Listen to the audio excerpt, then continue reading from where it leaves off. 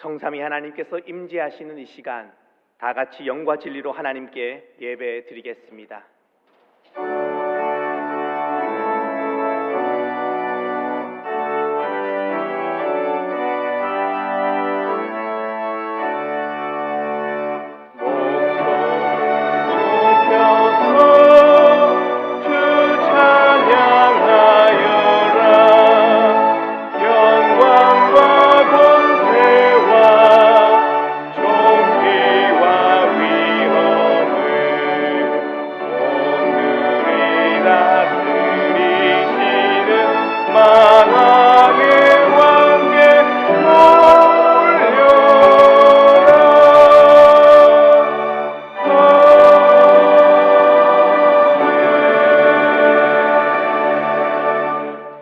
성구교독은 교독문 62번 시편 143편입니다.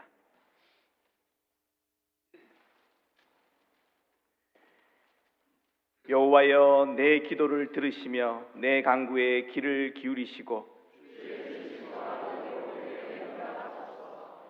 주의 종에게 심판을 행하지 마소서. 원수가 내 영혼을 핍박하며 내 생명을 땅에 엎어서 나로 죽은 지 오랜 자같이 나를 흑암 속에 두었나이다.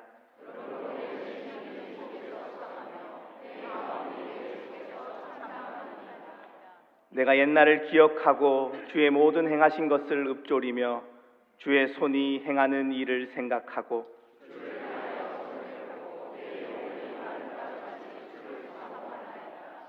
여호와여, 속히 내게 응답하소서. 내 영이 피곤하니이다.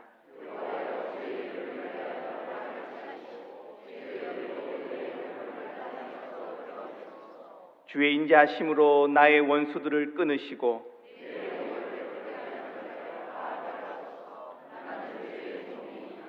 아멘. 나는 전능하신 아버지 하나님, 천지의 창조주를 믿습니다. 나는 그의 유일하신 아들 우리 주 예수 그리스도를 믿습니다.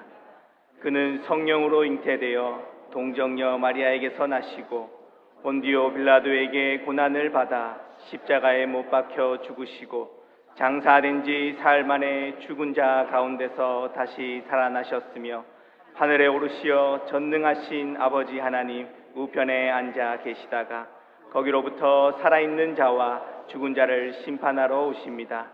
나는 성령을 믿으며 거룩한 공교회와 성도의 교제와 죄를 용서받는 것과 몸의 부활과 영생을 믿습니다. 아멘.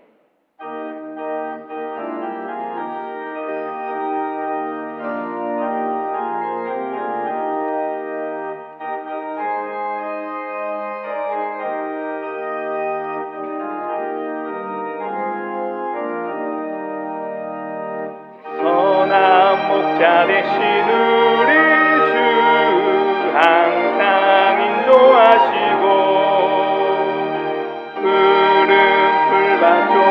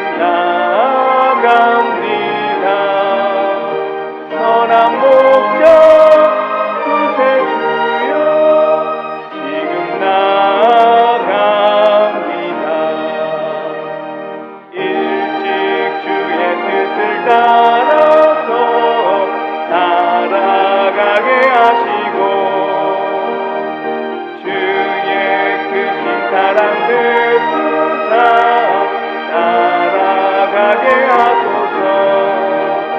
선한 목적 구세주여 항상 인도하소서.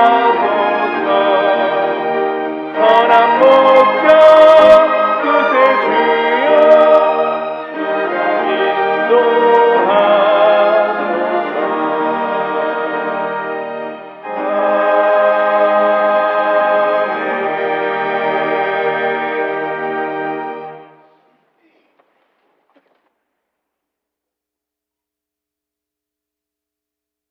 하나님 아버지, 우리를 지극히 사랑하셔서 주의 자녀로 삼아주시고 6월의 세 번째 주일 거룩한 예배 자리로 불러주시니 감사합니다. 지금까지 선하게 인도하여 주신 하나님의 크신 은혜와 사랑에 감사와 찬양을 올려드립니다. 영과 진리로 드리는 우리의 예배를 기쁘게 받아주시옵소서. 자비로우신 하나님, 저희의 허물과 죄악을 고백합니다. 주님의 거룩한 빛 앞에 설 때마다 저희의 부족함을 깨닫습니다. 세상의 유혹 속에서 때로는 넘어지고 연약한 모습으로 주님의 뜻을 온전히 따르지 못했음을 용서하여 주시옵소서. 십자가의 보혈로 저희를 정결케 하시고 새 마음과 새 영으로 더입혀 주시옵소서. 역사의 주관자 되시는 하나님, 이 땅의 자유와 평화를 위해 희생하신 순국 선열과 호국 영령들의 숭고한 정신을 기억하며 감사합니다. 그들의 희생이 헛되지 않도록 새롭게 선출된 대통령과 모든 정부 관료들이 하나님의 주신 지혜로 국정을 바르게 운영하게 하여 주시고 하나님을 경외하며 섬기는 나라가 되게 하여 주시옵소서. 전 세계 곳곳에서 일어나는 전쟁과 테러, 기상이병과 각종 사고로 인해 상처 입은 마음과 삶이 회복되게 하시고 이들에게 주님의 자비와 평화가 임하게 하옵소서. 사랑의 하나님, 대구제일교회를 위하여 기도합니다. 우리 교회가 주님께서 세워주신 김준호 담임 목사님을 중심으로 모든 교역자들과 성도들이 한 마음을 품고 더욱 뜨겁게 헌신하여 성령의 능력으로 부흥하는 교회가 되게 하옵소서. 주님의 말씀이 살아 움직이는 성령 충만한 예배를 드리고 성령의 감동하심으로 서로 나누고 섬기며 위로와 사랑이 넘치는 제자 삼는 교회가 되게 하옵소서. 여러 모양으로 지치고 상한 심령으로 주님께 나온 제1의 모든 성도들을 위하여 기도합니다. 경제적인 어려움, 육체의 질병, 자녀의 문제와 신앙의 연약함, 관계의 아픔으로 상처받은 모든 이들의 눈물을 닦아주시고 상한 마음을 싸매어 주시며 지친 영혼에 새 힘을 부어주시기를 간절히 기도합니다. 모든 고난이 합력하여 선을 이루게 하실 하나님을 찬양하게 하옵소서. 해외에 파송된 선교사님들의 헌신을 기억하여 주시고 담대히 전하는 그 복음으로 그 땅이 변화되는 역사가 일어나게 하옵소서. 이 시간 단위에 세우신 담임 목사님, 길을 떠나다라는 제하의 말씀으로 말씀 선포하실 때 우리의 눈과 귀를 열어주시고 지혜와 계시의 영을 부어 주시옵소서. 말씀을 듣는 모든 성도들이 말씀대로 살고자 다짐하고 결단하는 은혜가 있게 하옵소서. 귀한 찬양으로 하나님께 영광 돌리는 시온 찬양대의 아름다운 찬양을 기쁘게 받아주시고 오늘도 예배를 위해 곳곳에서 수고하고 섬기는 귀한 손길들 주님께서 풍성한 은혜로 채워 주시옵소서. 이 모든 말씀 우리와 언제나 함께 하시는 우리 주 예수 그리스도의 이름으로 기도드립니다. 아멘.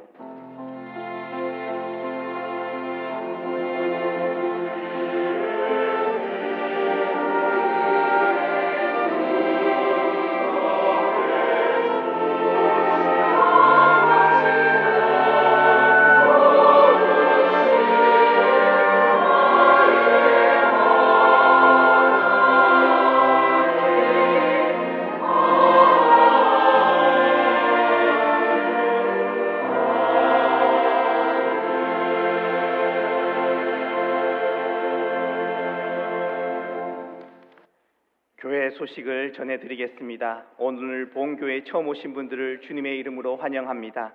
본당 2층 새가족실에서 등록하시고 안내 받으시기 바랍니다. 담임 목사님께서 인도하시는 금요기도회가 20일 금요일 저녁 8시 본당에서 있습니다. 온 세대가 함께 기도의 자리에 동참해 주시기 바랍니다. 다음 주일 오후 예배는 여전도회 제51회 6.25 금식 기도회로 드립니다. 여전도회 수련회가 19일 목요일 오전 10시 본당에서 있습니다. 여전도회 회원들께서는 적극적으로 참여해 주시기 바랍니다.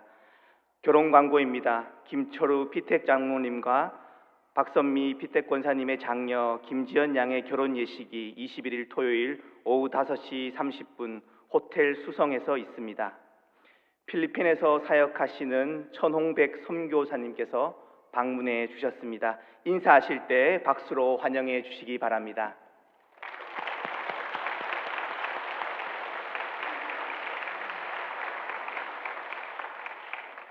나머지 광고는 주보를 참고하시겠습니다. 다 같이 하나님께 봉헌 드리겠습니다.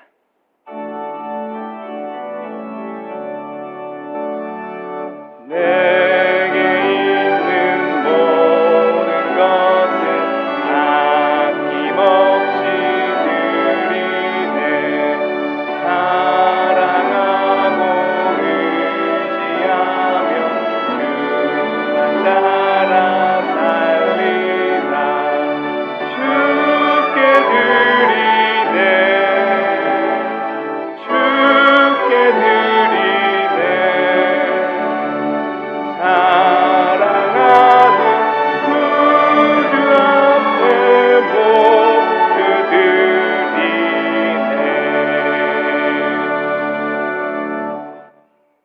사랑하는 풍성하신 하나님 아버지, 오늘도 거룩한 주일을 허락하시고 주님의 전을 불러주셔서 찬양과 예배를 영광 돌리게 하심을 감사합니다. 주님이 우리에게 베풀어 주신 모든 것들을 기억하며 우리의 생명과 건강, 일터와 가정, 그리고 우리의 삶의 모든 순간이 다 하나님의 은혜임을 고백합니다. 이 시간 주님 앞에 정성껏 준비된 예물을 드립니다. 물질뿐만 아니라 우리의 마음의 정성을 담아 드리오니 우리 예물을 기뻐 받아 주옵소서. 특별히 오늘 우리 교회 새가족이 되시어 등록하시는 가정이 있습니다. 주님의 인도하심 속에 우리 교회로 오게 하심을 감사드리고 앞으로 주님의 사랑과 은혜로 가득한 신앙의 여정을 걸어가게 하옵소서. 이 모든 말씀 우리 주 예수 그리스도의 이름으로 기도하옵나이다. 아멘.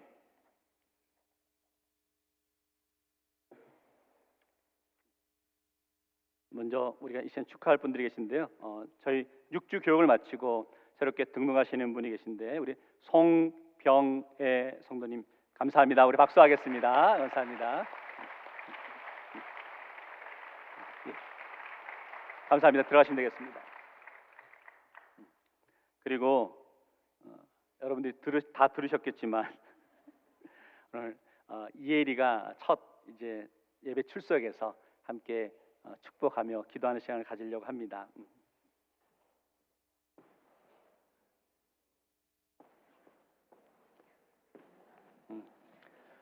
젖병 물고 들어오네. 처음이었어요.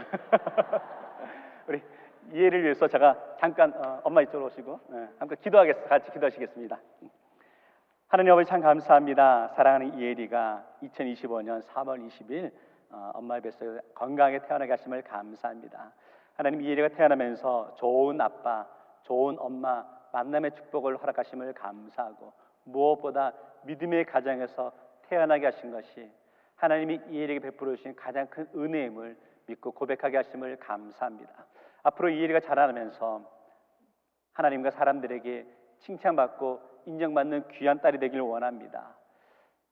많은 사람들에게 인정받으며 하나님 보시기에 귀하고 아름답고 예쁜 딸로 계속 자라나게 하시고 그러기 위해서 좋은 부모를 만난 것처럼 이제 앞으로 좋은 친구도 만나게 하시고 좋은 선생님도 만나게 하시고 인생 가운데 좋은 만남의 축복을 계속해서 허락하여 주옵소서.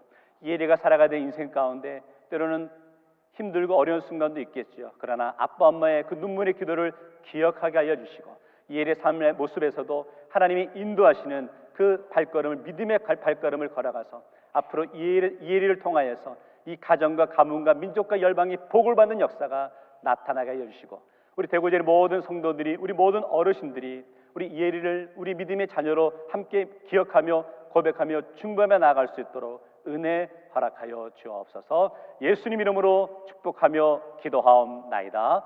아멘. 우리 교회에서는 우리 이혜리를 앞으로 건강하게 잘 자라라고 우리 장학금을 준비했습니다. 엄마, 감사합니다. 체력 경례 뜨겁게 한번 박수하겠습니다. 오늘 우리에게 주시는 하나님의 말씀은 구약성경 15쪽 창세기 12장 1절에서 4절까지의 말씀입니다.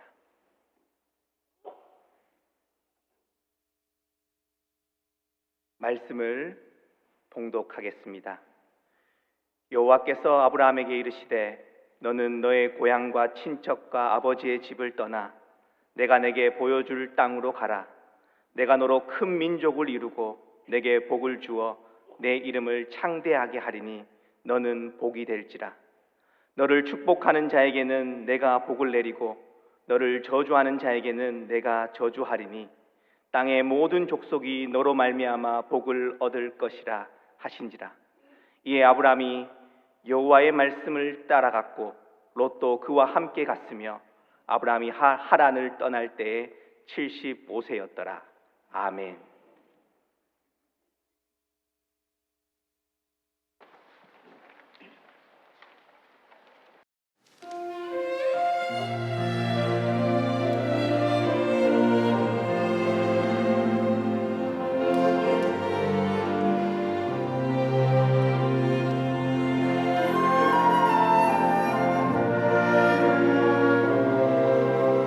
아버지를 떠나서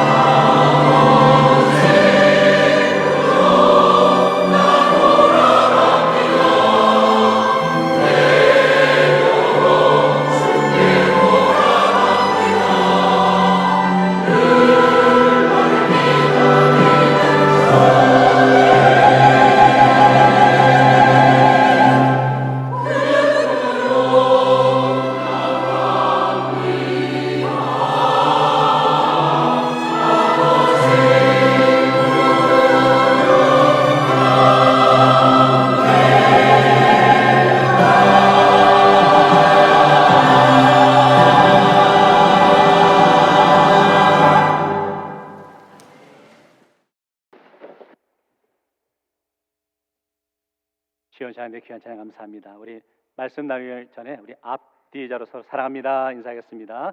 사랑합니다.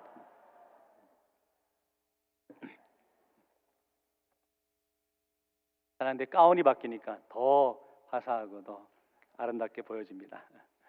오늘은 길을 떠나다라는 제목으로 함께 말씀 나누겠습니다. 실존주의 철학자 마르틴 하이데거의 표현 가운데 인간의 존재라는 것은 던져진 존재다라고 설명합니다. 우리의 존재란 아무런 목적 없이 우연히 도저히 이길 수 없을 것 같은 세상에 던져진 존재이다라고 말하죠. 내 의사, 내 의지와 상관없이 이 세상으로 던져졌기에 늘 우리는 불안과 또 염려 속에 살아간다라고 말합니다. 그래서 하이데거는 인간을 인간으로 부르지 않고 현 존재라고 표현합니다. 말 그대로 그냥 거기에 있는 존재라는 거죠. 그 의미는 결국 세상에 내 던져진 존재라고 설명하고 있는 것이죠. 그저 나의 인생이 운명에 맡겨진 인생인 것처럼 그렇게 설명합니다. 그런데 성도 여러분, 우리 믿는 성도는 그렇게 생각하지 않죠. 하나님은 우리를 그저 이 세상에 던져진 존재로 우리를 보내시지 않으셨고, 하나님은 우리를 이 세상에 보내진 존재로 여기신다는 겁니다. 우리의 신앙 고백은 하나님께서 우리를 이 땅에 보내셨고, 보냄을 받은 저와 여러분은 이 땅을 살아가야 될 삶의 사명과 목적이 있음을 늘 깨닫고 고백할 수 있어야 되는 것이죠. 성도 여러분, 여러분의 인생, 우리 인생은 다 하나님께서 우리를 세상에 보내신 소중한 존재인 줄 믿습니다. 그래서 구약 성경에 보면 던져진 인생이 아니라 보내진 인생임을 우리가 많이 볼 수 있는 인물들이 있는데요. 당장 오늘 본문에 나오는 아브라함이 그랬고 또 요셉도 그랬죠. 요셉은 애굽으로 노예로 그냥 던져진 것이 아니라 하나님이 이스라엘 민족을 구원하시기 위해 애굽으로 보내셨던 것을 우리가 알 수 있죠. 다니엘은 그저 사자굴 속에 던져진 것이 아니라 하나님의 기적을 이루시기 위해 사자굴로 보내셨던 것을 보게 되는 거죠. 마찬가지로 저와 여러분이 살아가는 인생 가운데서 우리도 그저 세상에 던져진 존재가 아니라는 거죠.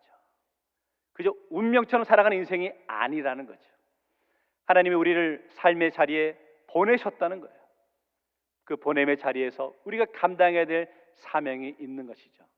그러기에 저와 여러분의 인생은 너무나 소중한 인생임을 우리가 다시 한번 깨닫고 고백할 수 있는 성도 되시기를 주의 이름으로 축원합니다.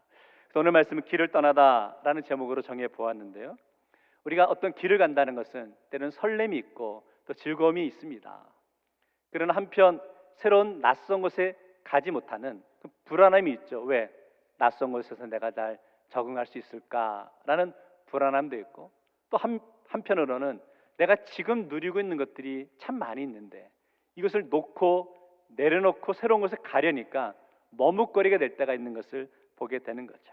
그동안 익숙했던 환경과 사람을 떠나서 새로운 환경에 적응하기 위해서 가야 되는 것이 망설여질 때가 있는 것을 보게 됩니다. 그런데 성도 여러분, 불안하다고 해서 우리의 발걸음을 내딛지 않으면 우리의 인생에는 아무런 변화가 없다는 거예요. 하나님은 우리를 부르실 때 가장 먼저 명령하신 것은 너의 집을, 네가 살고 있는 이곳을 떠나라 라고 말씀하시죠. 성도 여러분, 떠남은 하나님이 우리에게 허락하신 비전의 출발의 자리인 줄 믿습니다. 여러분의 인생 가운데 갈급함의 모습이 있습니까?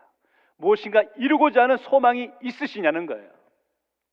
그 자리로 나아가기 위해 가장 먼저 우리가 고백하고 결단해야 되는 것은 지금 내 삶의 자리에서 떠날 수 있는 믿음과 담대함이 있어야 된다라는 것이죠. 오늘 말씀을 통해서 새로운 인생길을 걸어가기 위해 믿음의 결단의 모습이 어떤 것인지를 함께 살펴보기 원하는데요. 첫 번째, 그래서 길 떠남은 하나님의 명령이죠. 우리 1절 말씀을 같이 한번 읽겠습니다. 시작. 여호와께서 아브라함에게 이르시되 너는 너의 고향과 친척과 아버지의 집을 떠나 내가 네게 보여줄 땅으로 가라. 여호와께서 아브라함에게 이르셨다라는 거죠. 무슨 말이냐면 하나님이 아브라함에게 찾아오셨다라는 겁니다. 하나님이 아브라함을 만나 주시기 전까지 아브라함의 인생은 그저 그런 인생이었죠. 별 볼 일 없는 인생처럼 여겨졌습니다. 그런데 하나님이 아브라함을 찾아오시고 만나 주심으로 이제 아브라함은 믿음의 조상이 되었던 것을 보게 되고 복의 근원이 되었죠. 결국 구원은 전적으로 하나님의 은혜다라는 거죠. 하나님을 만났을 때 그 사실 하나만 가지고도 큰 복임을 깨닫고 고백합니다. 오늘 말씀에서 하나님께서 아브라함을 만나 주시면서 두 가지를 명령하셨어요. 첫째는 떠나라 라고 말씀하시고, 둘째는 가라 라고 명령하신 것을 보게 됩니다. 먼저 하나님께서 집을 떠나라 라고 말씀하시죠. 집 떠나는 게 쉬운 일이 아닙니다. 집 떠나면 어떻다고요? 고생이다 라고 그러죠. 자녀들을 키우실 때마다 자녀들이 고등학교 때 제일 바라는 건 빨리 대학 가서 부모 곁을 떠나야지 라는 마음을 갖습니다. 그럴 때 부모님들의 마음은 어떠십니까? 가봐라. 얼마나 어려운지 가봐. 그렇게 말씀하셔. 여기서 집을 떠나라 그러는데 왜 하나님은 떠나라라고 명령하셨을까? 거기는 과거와의 단절을 의미하고 있는 것이죠. 여호수아 24장 2절과 3절에 보면 왜 하나님께서 아브라함을 집을 떠나라고 말씀하셨는지 그 이유를 이렇게 설명하는데요. 제가 읽어보겠습니다. 여호수아가 모든 백성에게 이르되 이스라엘 하나님 여호와께서 이같이 말씀하시기를 옛적에 너희의 조상들 곧 아브라함의 아버지 나홀의 아버지 데라가 강 저쪽에 거주하여 다른 신들을 섬겼으나, 무슨 말이냐면 아브라함이 아버지 데라와 함께 살 때 그 데라는 우상을 섬겼다는 겁니다. 그래서 3절 말씀 보시면 내가 너희의 조상 아브라함을 강 저쪽에서 이끌어내어 가나안 온 땅에 두루 행하게 하고 그의 씨를 번성하게 하려고 그에게 이삭을 주었으며, 아브라함이 아버지 데라와 있을 때는 우상을 섬기는 곳에 함께 살 수밖에 없었죠. 온전하게 하나님을 섬길 수 없었다는 겁니다. 그래서 하나님은 아브라함을 부르시면서 가장 먼저 집에서 떠나라 라고 말씀하고 있는 것을 보게 되죠. 과거의 모습에서 단절을 필요로 하는 것을 보게 되는 것이죠. 성도 여러분, 우리가 하나님의 자녀로 살아간다고 할 때 가장 우선해야 하는 모습이 있다는 거죠. 그것은 과거의 습관, 죄악의 모습에서 단절되어야 한다는 거죠. 항상 하나님은 우리와의 관계가 어떤지에 대해서 관심을 갖고 계십니다. 성도 여러분, 세상으로부터 떠남을 통해 온전히 하나님만 바라볼 수 있기를 원합니다. 특별히 당부드리고 싶은 모습이 있는데요. 그것은 과거의 상처에서 이제 떠나십시오. 벗어나십시오. 오늘 많은 분들이 내가 앞으로 믿음으로 나아가고 싶어 하지만 여전히 과거의 상처와 실패로 인해서 앞으로 한 발짝도 내딛지 못하는 분들이 있는 것을 보게 됩니다. 우리 중에도 그런 분들이 계시겠죠. 성도 여러분, 누구나 우리가 인생을 살아가면서 실패 없는 분들이 어디 있겠습니까? 그런데 너무 그 실패의 순간에 과거에 매이지 마십시오. 믿음의 사람이라면 담대하게 과거에 떠나 앞으로 나아갈 수 있는 모습이 필요한 줄 믿습니다. 그래서 하나님 오늘 첫 번째 떠나라, 그리고 두 번째는 가라. 가라는 것은 권유가 아니죠. 가라는 것은 하나님의 명령인 것을 보게 됩니다. 하나님은 새로운 곳으로 나아갈 때 명령하시고 하나님의 백성은 그 하나님의 명령에 순종하는 것을 보게 됩니다. 아브라함이 하나님 명령에 순종이라는 단어로 반응하는 것을 보게 되는 거죠. 아브라함이 고향을 떠나는 모습에서 히브리서에서는 이렇게 설명하고 있는데요. 히브리서 11장 8절 말씀 보면 믿음으로 아브라함은 부르심을 받았을 때에 순종하여 장래 유업으로 받을 땅에 나아갈새 갈 바를 알지 못하고 나아갔으며, 아브라함이 고향을 떠나는데 아무것도 보장된 게 없었다는 겁니다. 지금이 아니라 장래 유업으로 받을 땅, 쉽게 말하면 말로만 하는 약속이죠. 그런데 아브라함은 하나님의 그 말로만 하는 그 약속을 믿었다는 거죠. 그리고 고향을 떠나 가나안 땅으로 나아갈 수 있는 것을 보게 됩니다. 깨닫는 게 있습니다. 성도는 순종이라는 것은 결과를 알고 나아가는 게 순종이 아니라는 거죠. 결과는 모른다는 거예요. 그러나 하나님이 명하셨기에 앞으로 나아갈 수 있는 모습이 참된 성도의 모습이다라고 가르쳐 주는 거죠. 그래서 순종의 출발은 포기에서부터 출발하는 거죠. 아브라함이 보여준 순종의 출발은 자신의 삶을 포기하는 데서부터 시작되고 있는 것을 보게 됩니다. 흔히들 이런 말을 하죠. 부모가 자녀에게 뭐라고 권면하면 자녀들이 잘 듣지 않습니다. 예를 들어 그런 거죠. 부모가 자녀 방을 갔다 문을 열어보니까 자녀 방이 너무 어지럽힌 거예요.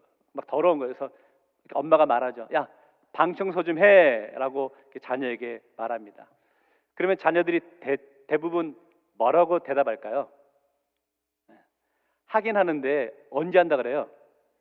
나중에 한다 그럽니다. 엄마는 철석같이 그 이야기를 믿죠. 그리고 이제 시간이 지나서 나중에 아이들 방 문을 열어보면 여전히 어지럽혀져 있는 것을 보게 됩니다. 나중에 하지만 잘 듣지 않습니다. 그런데 오늘 하나님께서 아브라함에게 떠나고 가라라고 명령하시는 것은 나중에 하라는 것이 아니라는 거죠. 즉시 순종하라라고 명하고 있는 것을 보게 됩니다. 성도 여러분, 그거 아십니까? 순종의 반대말은 뭘까요? 순종의 반대말은 불순종이겠죠. 그런데 사실은 순종의 반대말은 하나가 더 있습니다. 순종의 반대말은 순종을 미루는 것도 순종의 반대말이라는 거예요. 하나님 우리에게 하나님의 백성으로서 자녀로서 나아가라 권면하시죠. 명령하시죠. 맡기시죠. 그런데 우리는 하나님 앞에 이렇게 말할 때가 있지 않습니까? 하나님, 내가 하겠다는 겁니다. 내가 그 길로 가겠다는 겁니다. 그런데 지금은 아니라는 거죠. 나중에 때가 되면 조건이 맞으면 그때 내가 그 길을 가겠습니다 라고 말하며 순종을 미루고 있지 않으시냐는 거예요. 성도 여러분, 하나님의 사람은 하나님의 명령과 하나님 뜻에 적극적으로 순종하며 나가는 모습이 필요한 줄 믿습니다. 즉각 순종하며 나아갈 수 있기를 원합니다. 여호수아 14장에 보면 이스라엘 백성들이 가나안 정복 진영을 마치고 난 다음에 각 지파별로 땅을 분배받는 그러한 장면이 나옵니다. 그럴 때 어쩌면 개국 공신회로 갈 수 있는 갈렙에게 가장 먼저 선택권을 주게 되죠. 그래서 갈렙에게 당신이 원하는 땅이 어디냐라고 묻죠. 택하라라고 말합니다. 그때 갈렙이 말하는 것이 여호수아 14장 12절에 보시면 그날의 여호와께서 말씀하신 이 산지를 내게 주소서. 목축지가 아니고 평지가 아니라는 거예요. 옥토가 아니라는 거예요. 산지를 내게 달라라고 말하죠. 그리고 그곳은 힘센 아낙 자손이 여전히 살고 있는 곳이다 라고 설명하고 있습니다. 우리의 상식으로 맞지 않는 곳을 달라고 요구하고 있죠. 성도 여러분, 왜 갈렙은 우리의 상식에 맞지 않는 산지, 그것도 아낙 자손이 여전히 있는 그곳을 달라고 했을까? 그것은 하나님이 갈렙에게 맡기셨던 사명이 여전히 남아 있었기 때문이라는 거죠. 그 당시 갈렙의 나이가 몇 살인지 아십니까? 85세라고 하네요.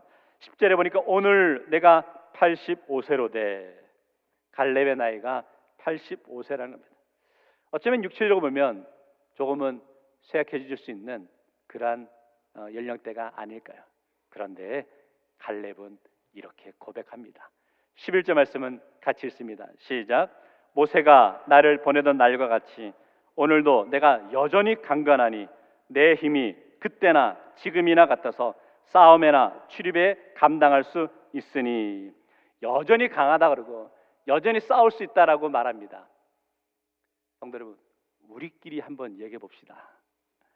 85세의 연배가 되신 어르신이 계신데 40대나 80대나 어떻게 같을 수 있겠습니까?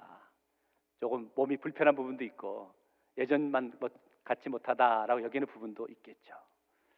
그런데 어떻게 갈렙은 내가 여전히 강하다, 여전히 싸울 수 있다라고 고백할 수 있을까요? 성도 여러분, 저는 그런 것 같아요. 갈렙의 마음속에 40대나 80대나 여전히 하나님을 향한 열정과 하나님을 향한 사랑은 여전하다는 거예요. 그러기에 40대나 85세가 되었을 때나 여전히 내가 나아가 싸울 수 있고 여전히 내가 그 사명을 감당할 수 있다라고 고백하고 있는 것이 아닐까요? 성도 여러분, 주님의 일을 감당함에 있어서 나이 때문에 아니면 환경 때문에 아니면 조건 때문에 여전히 건강 때문에 나는 이제 포기해야 되나 라고 주저앉아 있으십니까? 그렇다면 환경과 상황을 넘어 끝까지 나아갈 수 있는 믿음의 성도 되시기를 주의 이름으로 축원합니다. 하나님의 명령을 따라 과감히 나아가십시오. 개인의 삶에서도 적용해 볼까요? 성도 여러분, 담대하십시오. 세상 사람들은 무모하다고 여기는 일이지만 우리의 마음속에 이것이 정말 하나님의 뜻이다라고 믿어지신다면 과감히 그 길을 걸어가십시오. 하나님이 그 길 가운데 여러분과 함께 하시는 줄 믿습니다. 저는 우리 대구교육계 모든 성도들의 삶의 모습에서 이 기적 같은 신앙의 고백과 간증이 넘쳐나기 원합니다. 나이, 건강, 상황, 조건에 발목 잡히지 말고 하나님의 명령 따라 앞으로 믿음으로 나아갈 수 있는 믿음의 성도 한 분 한 분 되시기를 주의 이름으로 축원합니다. 두 번째는 그래서요, 길 떠남은 분명한 사명을 이루기 위해서죠. 하나님은 아브라함에게 떠나라, 가라 라고 명령하시는데 그냥 아무 이유 없이 떠나보내시는 것이 아니라는 거예요. 2절과 3절 말씀을 읽겠는데 반복되고 있는 단어가 무엇인지 한번 살펴보았으면 좋겠습니다. 우리 2절부터 같이 읽습니다. 시작. 내가 너로 큰 민족을 이루고 내게 복을 주어 내 이름을 창대하게 하리니 너는 복이 될지라. 너를 축복하는 자에게는 내가 복을 내리고 너를 저주하는 자에게는 내가 저주하리니 땅의 모든 족속이 너로 말미암아 복을 얻을 것이라 하신지라. 자, 반복되고 있는 단어가 뭡니까? 복이라는 단어예요. 이 구절의 핵심은 복이 될지라 라는 표현이죠. 결국 하나님께서 아브라함을 고향을 떠나라 라고 하신 그 가장 큰 목적은 하나님이 아브라함에게 복을 주시겠다라는 것이죠. 사람은 누구나 복받기를 원합니다. 바라기는 우리 대구제리 모든 성도 여러분, 하나님이 부어주시는 복을 받는 성도 되시기를 주의 이름으로 축원합니다. 괜찮습니다. 하나님이 복을 주신다는데 우리가 아멘으로 해야지 마다할 필요가 있겠습니까? 다시 한번 하나님이 부어주시는 복 받는 성도 되시기를 주의 이름으로 축원합니다. 아멘. 그런데 중요한 것은 하나님이 우리에게 허락해 주시는 복이 있는데 그 복은 우리가 컨트롤하거나 우리가 조정할 수 있는 게 아니라는 거예요. 때로는 하나님이 우리에게 물질의 복을 주시죠. 때로는 하나님의 건강의 복을 우리에게 주십니다. 가정의 복도 주시고 자녀의 복도 허락하시죠. 그런데 그 복을 우리가 받았는데 이 복을 나중에 저장 창고에 넣어 두었다가 필요할 때 우리가 꺼내고 우리가 조절할 수 있는 것이 아니라는 거예요. 하나님이 주신 복은 하나님께서 컨트롤하십니다. 하나님이 조절하신다는 거예요. 그래서 때로는 하나님께서 우리에게 복을 주실 때도 있으시지만 잘 들어보세요. 때로는 하나님은 우리에게 허락하셨던 복을 거두어 가실 때도 있으시다는 거예요. 하나님 우리에게 건강의 복을 주신 것 같았는데 갑자기 우리 건강의 복을 거두어 가실 때가 있죠. 하나님 우리에게 가정의 복을 주셨는데 때로는 가정이 어려워질 때도 있죠. 왜 그럴까요? 거기에는 하나님의 의도는 이런 것입니다. 하나님이 우리에게 관심을 갖고 계신 것은 우리에게 어떤 복을 주시냐에 관심이 있는 것이 아니라 그 복을 통해 하나님과 우리와의 온전한 관계를 이루시기 위함이었다는 거죠. 온전한 관계를 이루시기 위해 때로는 건강의 복도 주시고 물질의 복도 주시고 또 명예의 복도 허락해 주셨던 것이죠. 그런데 그 관계가 어그러지고 깨어지게 되면 때로는 하나님은 그 복을 거두어 가실 때도 있는 것을 보게 되는 거죠. 예를 들어 볼까요? 아브라함이 100세에 하나님이 아브라함에게 아들 이삭을 허락해 주시죠. 하나님이 아브라함에게 주신 자녀의 복이죠. 너무 귀하죠. 그런데 그만 아브라함은 이 이삭이 너무 예뻤어요. 너무 귀했어요. 그러다 보니까 이 아들 이삭 때문에 오히려 하나님과의 관계가 소원해지고 멀어졌던 것을 보게 됩니다. 그때 하나님께서 아브라함에게 요구하셨던 것이 무엇입니까? 아들 이삭을 바치라라고 요구하셨던 것을 보게 되는 거죠. 왜? 하나님이 허락하신 자녀의 복 이삭으로 인해서 아브라함이 하나님과의 관계가 더 멀어지고 있었다니까요. 그러니까 하나님은 아브라함에게 이삭을 바치라라고 명령하셨다는 거죠. 적용해 볼까요? 성도 여러분, 하나님이 여러분의 인생에 허락하신 복이 있으십니까? 그것이 건강의 복이세요? 가정의 복이세요? 자녀의 복이세요? 물질의 복이세요? 명예의 복이세요? 그런데 혹시 그 복을 누리다 보니까 오히려 하나님과의 관계는 멀어지지 않으셨냐는 거예요. 소원해지지 않으셨어요? 복을 누리다 보니까 하나님의 그 관계가 어그러져서 점점 하나님으로부터 멀어진 존재가 않으시냐는 거예요. 그렇다면 이 시간 회개합시다. 결단합시다. 성도의 지혜는 하나님과의 관계를 바르게 세워가는 것이 참된 성도의 모습인 줄 믿습니다. 사실 오늘 말씀 단순히 생각해 보면 이렇게 생각할 수 있어요. 하나님이 아브라함에게 야, 아브라함아, 네가 축복하는 자야, 내가 축복할게. 네가 저주하는 자, 내가 저주할게 라고 생각할 수 있지만 사실은 그런 의미가 아니죠. 우리 다시 3절 말씀을 같이 다시 한번 읽겠습니다. 시작. 너를 축복하는 자에게는 내가 복을 내리고 너를 저주하는 자에게는 내가 저주하리니 땅의 모든 족속이 너로 말미암아 복을 얻을 것이라 하신지라. 가만히 보면 이 말씀의 중심은 아브라함이 아니네요. 하나님인 것을 보게 됩니다. 자, 너를 축복하는 자에게 누가 축복하시겠다고요? 하나님이. 너를 저주하는 자에게 누가 저주하시겠다고요? 하나님이. 결국 이 말씀의 주체는 하나님이시라는 거죠. 우리는 단지 하나님의 복을 전하는 축복의 통로의 역할을 감당해야 하는 것이죠. 이 말씀은 굉장히 무서운 말씀이에요. 자, 다른 사람이 복을 받으려면 그 다른 사람이 나를 축복해야 한다는 뜻입니다. 그렇죠?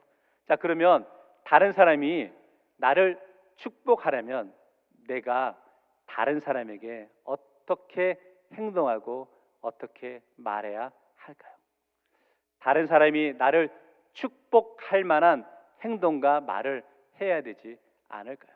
그렇지 않고 혹시 내가 다른 사람에게 해코지라고 잘못한 미움을 사게 된다면 다른 사람이 나를 미워하고 나를 저주하게 되면 결국은 그 영혼이 하나님으로부터 저주를 받는다니까요.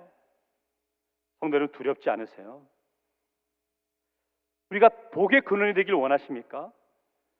축복의 통로가 되기를 원하십니까? 그렇다면 하나님의 자녀답게 사십시오. 세상 사람들이 여러분의 삶을 보며 축복하고 싶은 마음을 가질 수 있는 삶과 행동, 말씀을 하시며 살아야 된다는 거죠. 이것이 하나님이 우리에게 약속하신 복의 원리죠. 그래서 믿음 생활은 결코 쉬운 것이 아니에요. 우리가 어떤 믿음의 삶을 사느냐에 따라서 다른 영혼을 살릴 수도 있고 다른 영혼을 죽일 수도 있다는 거예요. 길을 떠난다는 것은 결국 믿음의 길을 가겠다는 다짐이겠지요.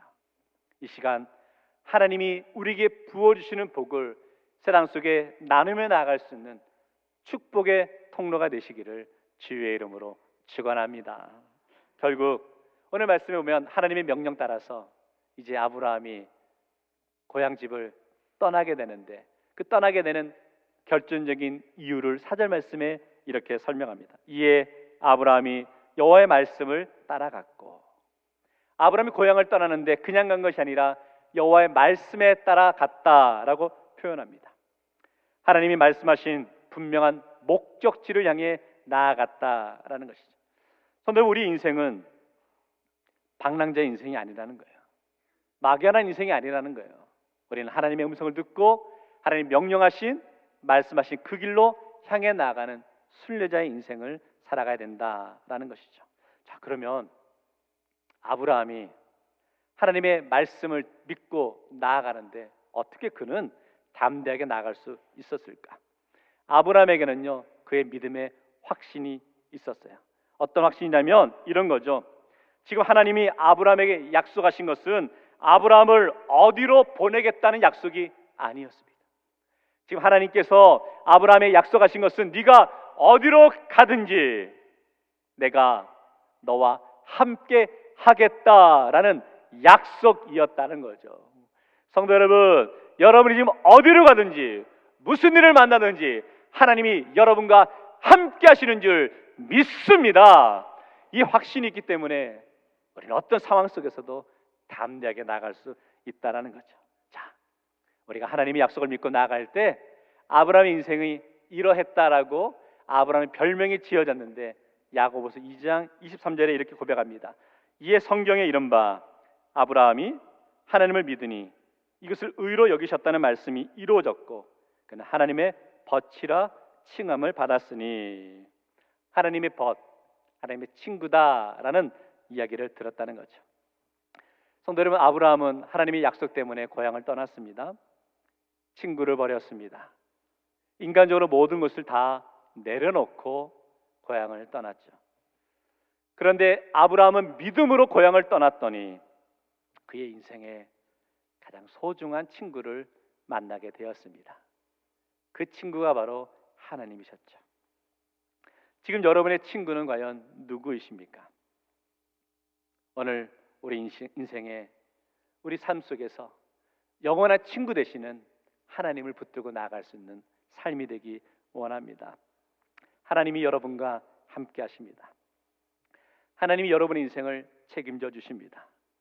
이 사실을 믿고 나아갈 때 저와 여러분의 인생에 놀라운 기적 같은 역사가 매일매일 나타나게 될 줄 믿습니다.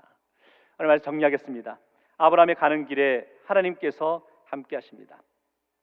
제가 미국에 사역한 지 얼마 되지 않았을 때, 제가 아틀란타에서 사역할 때요, 새벽 기도를 마치고 나서 담임 목사님과 다른 부교수들과 함께 아침 식사를 가끔 가게 되었습니다. 저희들이 단골로 가는 식당의 창 밖으로 보면 한 패스트푸드 식당이 있는데 그 패스트푸드점에는 항상 그 드라이브트루에 차들이 계속 길게 늘어서 있는 거예요. 너무 이제 소위 장사가 잘 되는 그런 식당이었어요. 제가 미국 간 지 얼마 안 됐으니까 궁금해서 도대체 저 패스트푸드 식당은 뭐가 대단하길래 저렇게 늘 손님이 끊이지 않냐고 이렇게 툭 물어봤어요. 그때 이제 담임 목사님이 말씀해 주시는데 그 패스트푸드점이 잘 될 수밖에 없는 이유가 있다라고 설명하시는데 그 패스트푸드점이 뭐냐면 치킬레라는 그러한 치킨 패스트푸드 식당입니다. 조지아에 기반을 두고 있는 식당인데 창업자가 투렛 캐시라는 분이죠. 미국 전체의 미국 최대의 치킨 프랜차이즈 패스트푸드 가게입니다. 이 가게가 유명한 이유가 있습니다. 이 가게는 주일날 문을 닫는 기업입니다. 상상해 보세요. 패스트푸드점이 주일날 문을 닫는다? 오늘 맥도날드나 KFC가 주일날 문을 닫는다는 거 상상할 수 없잖아요. 그런데 캐시 회장은 설립 초기부터 크리스찬 마인드를 갖고 기업을 운영하면서 주일날 과감하게 문을 닫았습니다. 그러면서 늘 간증거리가 이거였어요. 6일간 일하지만 7일 동안 문을 연 가게보다 훨씬 매출이 올랐다라고 간증하였습니다. 특별히 2013년도에는 우리 투렛 캐시 회장의 후계자인 댄 캐시 회장이 성경의 결혼관에서 벗어난다고 해서 동성 결혼에 대해서 자신은 공개적으로 반대한다라고 이렇게 공개적으로 선포했죠. 그러고 나자 이 동성결혼을 찬성하는 사람들이 막 불순한 의도로 불매운동을 막 펼친 거예요. 그러면 이 매상에 차질이 있을 텐데 놀랍게도 그 다음에 오히려 매출액이 올라서 그동안은 이 치킨 패스트푸드의 최고는 KFC였는데 KFC를 더 능가하는 그 기업으로 세워졌다라고 합니다. 이거 트레케시 회장이 2014년에 이제 93세 일기로 하나님의 부르심을 받으셨는데 정말 신앙의 길을 걸어간다는 것이 무엇인지 보여주는 자랑스러운 인생의 길을 살았다라고 여겨지고 그 트레케시 회장이 소천했을 때 한 신문 기사의 타이틀에 제목에 이런 글이 있더라고요. 걸어온 길만큼 가는 길도 아름다웠다라고 표현하였습니다. 성도 여러분, 지금까지 여러분은 어떤 인생의 길을 걸어오셨습니까? 오늘 이 시간까지 여러분이 걸어왔던 인생길 참 귀하고 아름답게 걸어오신 줄 믿습니다. 그런데 제가 바라는 것은, 제가 원하는 것은 오늘 예배를 마치고 이제 여러분 세상으로 나아가실 텐데 세상으로 나아가는 그 인생의 발걸음은 지금까지 걸어왔던 인생길보다 더 아름다운 인생길이 되시기를 주의 이름으로 축원합니다. 정말 하나님의 사람답게 살아봅시다. 어떤 인생의 장벽이 앞에 놓인다 할지라도 마음이 무너지지 마시고 담대하게 걸어가 보십시오. 어떤 상황 속에서도 어려움 속에서도 세상과 타협하지 마십시오. 그 길로 걸어갈 때 비록 인간적으로는 손해보는 것 같지만 하나님이 지금 우리와 함께하고 있음을 믿기 때문에 우리 모두 당당히 나아갈 수 있기를 원합니다. 저는 목회자로서 대구제일교회 담임 목사로서 큰 바람이 있습니다. 우리 성도 여러분의 인생이 지금보다 앞으로가 더 기대되는 인생으로 살아가기를 원합니다. 나이의 문제, 건강의 문제가 아니라니까요. 지금 하나님이 나와 함께 하심을 믿고 있다면 우리는 담대하게 그 길을 걸어갈 수 있는 것이고, 그러면 반드시 하나님은 여러분의 인생을 통해 크고 놀랍고 위대한 일들을 이루어 가실 줄 믿습니다. 늘 이 고백과 간증이 넘쳐나는 우리 교회와 성도의 삶이 되시기를 주의 이름으로 축원합니다. 기도하겠습니다. 사랑의 주님, 참 감사합니다.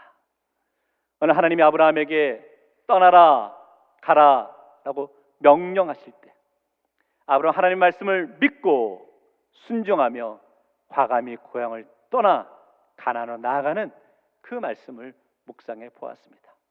하나님, 우리 성도들의 삶의 모습 가운데 과감히 앞으로 나아가야 되는데 여전히 과거의 실패가, 과거의 상처가 우리 영적인 발목을 붙들고 있지는 않았는지요.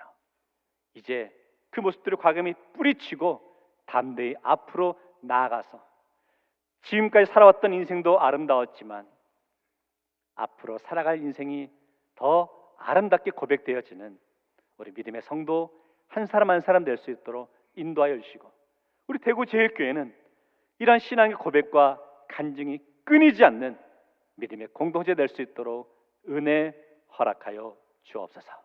예수님 이름으로 기도하옵나이다. 아멘. 다 같이 일어나서 저는 384장 결단 찬송 부르도록 하겠습니다.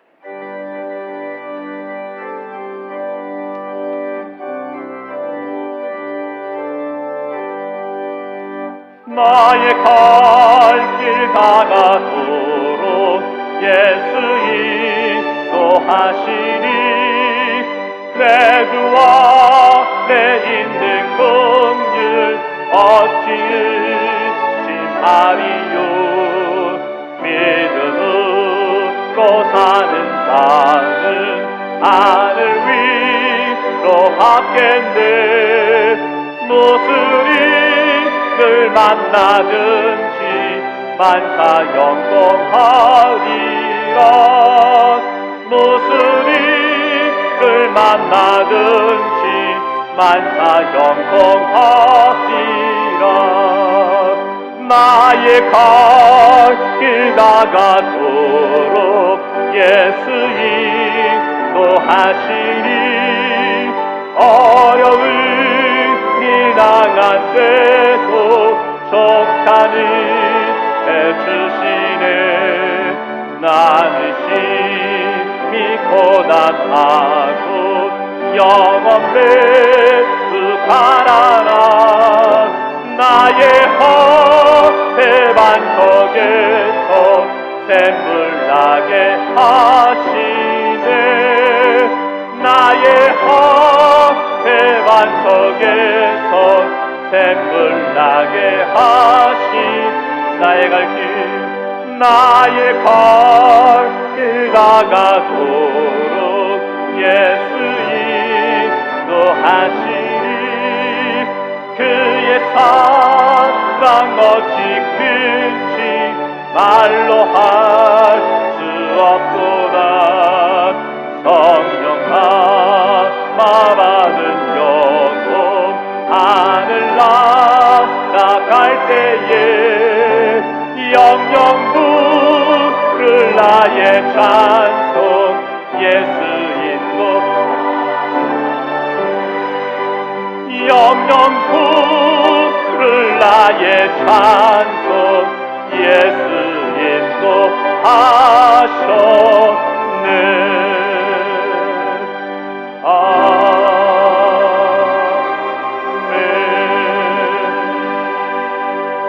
인도하셨네. 이제는 우리 주 예수 그리스도의 크신 은혜와 하나님 아버지의 무한하신 사랑하심과 성령님의 생 주시고 지혜로 인도하는 역사하심이 새로운 믿음의 길을 향해 담대히 나가는 주의 자녀들 위해 그들의 가정과 일터와 계획 위에 새로운 출발의 자리에 서 있는 대통령과 위정자들 위해 온 세상을 향해 복음의 발걸음을 걷고 있는 선교사님들과 선교 현장 위에 모든 걸음걸음마다 하나님의 선하심과 인도하심이 함께 하시기를 지금부터 영원까지 간절히 축원하옵나이다. 아멘.